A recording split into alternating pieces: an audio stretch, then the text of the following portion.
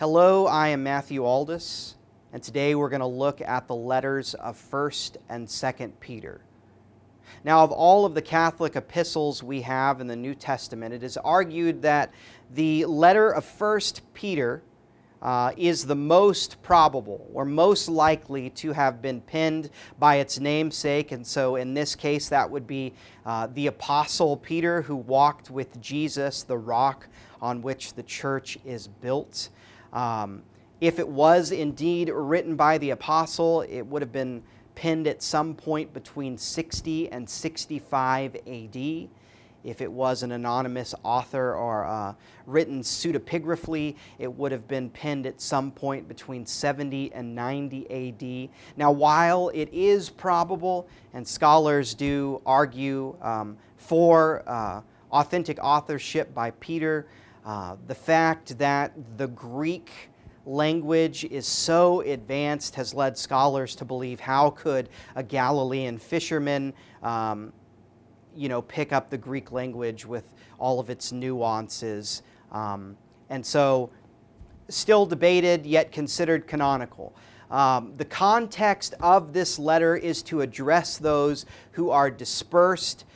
This is written primarily to a Gentile community who is experiencing trials and tribulations. They are being scorned for their worship of Jesus and their disregard for local deities. It's not a crime to worship Jesus at this point and to disregard local deities, but it is definitely socially a faux pas, and it's frowned upon. And so these Christians are experiencing ridicule and mockery, and the author encourages them to live faithfully in the face of the opposition, to remember the inheritance to which they have been called, one that is undefiled and incorruptible, and they are called to live as citizens in heaven, citizens of heaven in the world, despite the hardships that they are facing.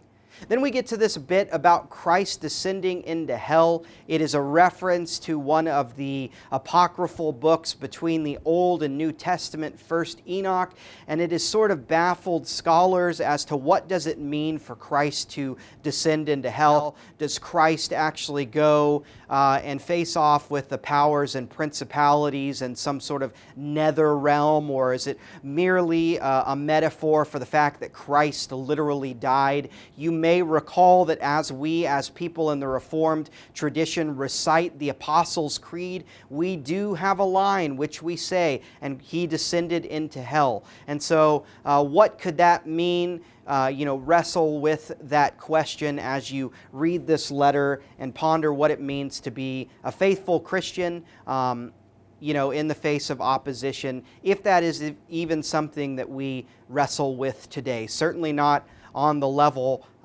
that they did, at least not in this part of the world. Then we turn our attention to the book of 2nd Peter. It is also claimed to be written by the apostle of Jesus Christ. The author of this text is at least familiar with the Transfiguration story as it comes to us from our Gospels, as giving validity to a first-hand account or as a testimony. Scholars believe that there is no way that this letter was written by the Apostle Paul. The linguistic style is just so different from that of 1 Peter. There are references to Jude, which is believed to be a 2nd century text in our Bibles, and there's references to 2nd century Gnosticism. The author clarifies and considers Paul's letters to be that of Scripture, and so these are all late developments which scholars would say would make it impossible for the Apostle Peter to have written this letter. The context for this letter is written to address false teachers. Christ has not come, and so these false teachers sort of piggyback off this and come in with their deceptive words to distort the Christian community, claiming that they don't need to live out this faithful allegiance to Christ because Christ is not coming. This is a myth. And Christians are to be despised as foolish. And so these false teachers come in to try and distort the hope of the gospel and to break up the fellowship, essentially. The author writes about the necessity of the Spirit. One combats false teaching by the presence of the Spirit, who helps the Christian community to rightly divide the word of truth, to interpret Scripture, to interpret the signs and the seasons, to know what God is up to. And so the author encourages them to rely on the Spirit to test the validity of the gospel of Jesus Christ. And then the author encourages the community by reminding them that God's timing is not always in line with our timing.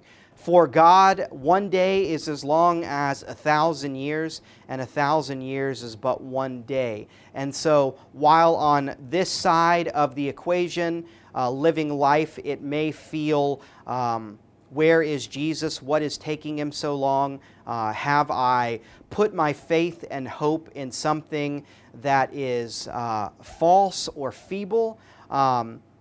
The letter encourages them and us to continue on, that Christ's day will come at the appointed time, and that our responsibility in life is to live by the Spirit, to rightly divide the word of truth, and to be a witness in the world. So I hope you enjoy your time in 1st and 2nd Peter this week. May it encourage you. May you ask lots of questions. May you be enriched.